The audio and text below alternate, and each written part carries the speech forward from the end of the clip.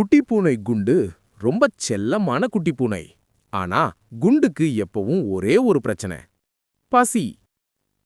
Meow. Meow, பசிக்குதே. மறுநாள் காலையில் குண்டு பூனை தூங்கி எழுந்ததும், அம்மா, எனக்கு மறுபடியும் பசி. இப்போ ஒரு யோசித்து மீன் தான் வேணும். சுட்ட மீன். பசி. மியாவ். என்ன குண்டு மீனா? சரி சரி, அழாதே.